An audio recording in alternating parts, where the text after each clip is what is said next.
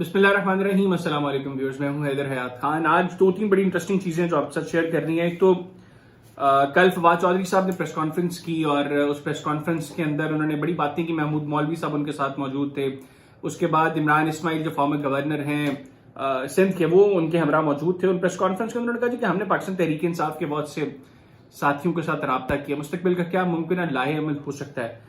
वो उन्होंने बताया। कुछ और चीजें हैं उनसे रिलेटेड, उनको डिस्कस करेंगे। फिर तनवीर इलियास साहब वो कल मामू बना गए। काफ लीग को काफी तवील मुलाकात हुई उनकी चौधरी शुजात साहब से, और बाहर आके जब प्रेस कॉन्फ्रेंस हुई तो प्रेस कॉन्फ्रेंस के अंदर चौधरी सरवर साहब जो चीफ ऑर्गेनाइजर है आजकल पाकिस्तान मुस्लिम लीग काफ के, उन्होंने कहा जी कि कुछ मामला तय हो गए हैं, कुछ हो रहे हैं। तनवीर इलियास साहब जो हैं वो ग्रुप के साथ जो पाकिस्तान मुस्लिम लीग काफ का चैप्टर है आजाद कश्मीर का, उसके हवाले से वो कुछ बात कर रहे थे। तो तनवीर इलियास साहब ने टोका उनको। उन्होंने कहा जी कि गवर्नर साहब की बातों से इख्तलाफ है, मैं उनसे इत्तफाक नहीं करता, ऐसी कोई बात नहीं हुई।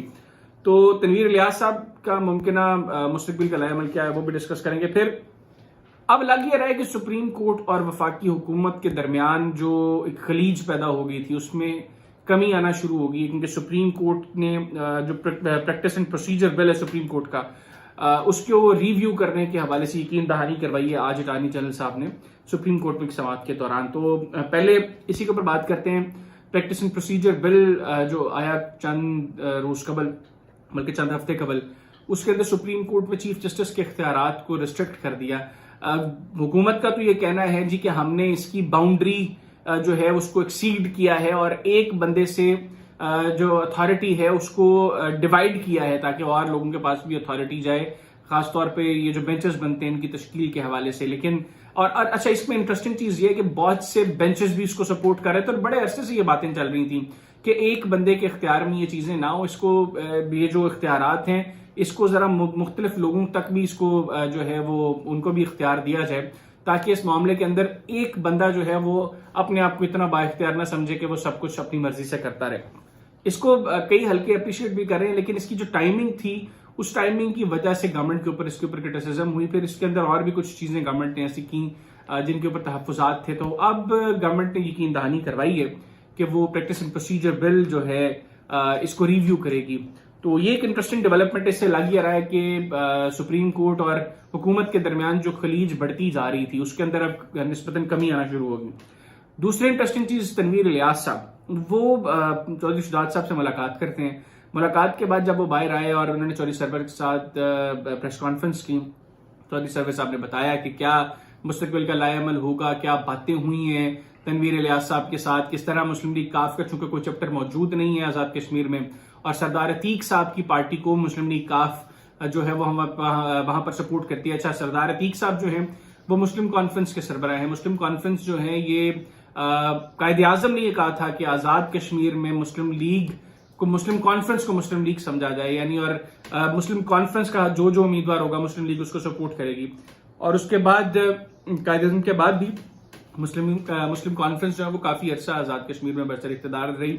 बड़ी आवाजें इस जमात से निकली हैं। इवन अभी जो पार्लियामेंट में मौजूद लोग हैं जो मुख्तलिफ सियासी जमातों के टिकट पर इलेक्ट होकर आजाद कश्मीर लेजिस्लेटिव असेंबली का हिस्सा बने हैं, वो कहीं ना कहीं उनका फैमिली बैकग्राउंड जो है वो मुस्लिम कॉन्फ्रेंस से ही जाकर जुड़ता है। मुजाहिद अव्वल सरदार अब्दुल कयूम साहब जो हैं वो इसके रूह रवान थे। अब सरदार अतीक साहब जो उनके साहबजादे हैं, फॉर्मर प्राइम मिनिस्टर हैं आजाद कश्मीर के, बड़ा मजबूत आवाज है आजाद कश्मीर की, वो उसको लीड करें। लेकिन सरदार तनवीर इलियास साहब ने कहा जी कि हमारी ऐसी कोई बात नहीं, चौधरी सरवर साहब को कोई कंफ्यूजन है, उन्होंने जो बातें की हैं मैं उससे अग्री नहीं करता, क्योंकि सरदार तनवीर इलियास जो है वो किसी एक चैप्टर के लिए नहीं बना हुआ। यानी अगर उनका ये ख्याल था चौधरी सरवर साहब का, चौधरी शुजात साहब का, कि तनवीर इलियास साहब को आजाद कश्मीर चैप्टर के साथ एसोसिएट कर दिया जाए मुस्लिम लीग काफ के, तो उन्होंने कहा जी कि ऐसा कोई नहीं है।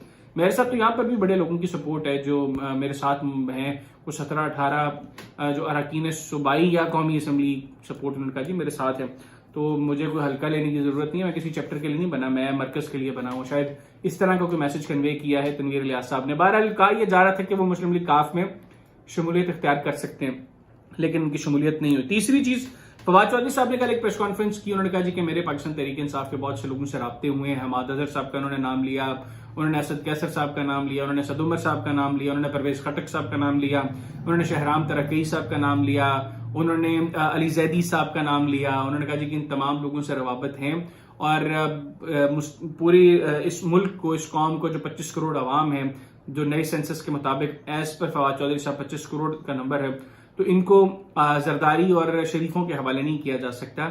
इसके लिए एक अच्छी मजबूत अपोजिशन की फिलवक्त जरूरत है। तो उन्होंने कहा जी कि हमारे राब्ते हैं और हम मुस्तकबिल का लाएअमल जो है वो इस हवाले से तरतीब दे रहे हैं। अच्छा, फवाद चौधरी साहब की प्रेस कॉन्फ्रेंस की थोड़ी देर बाद ही हमाद अजहर साहब ने ट्वीट किया। उन्होंने कहा जी कि ऐसी कोई बात नहीं है, हमारा कायद जो है वो इमरान खान है। मैं पाकिस्तान तहरीक इंसाफ का आज भी ऑफिस बेरर हूं, मैंने पार्टी नहीं छोड़ी। जो फैसला इमरान खान साहब करेंगे मुझे वो फैसला मंजूर है। और इमरान खान साहब नेगोशिएशंस के हवाले से जो टीम तश्कील दे चुके हैं, वही टीम जो है वो किसी के साथ भी अब मुज़ाकरात करनी हो तो करेगी।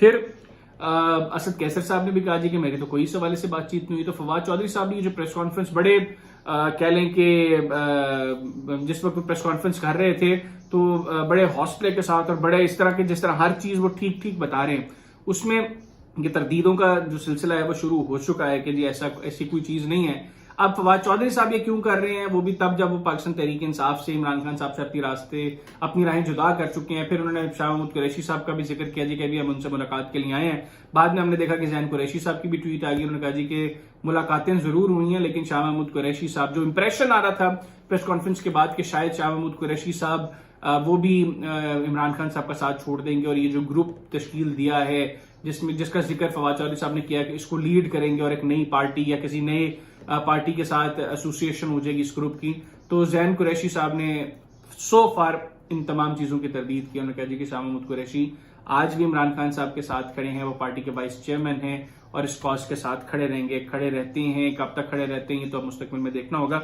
अभी तक की सिचुएशन ये है। अभी मुझे और मेरी टीम को इजाजत दीजिए। अल्लाह हाफिज।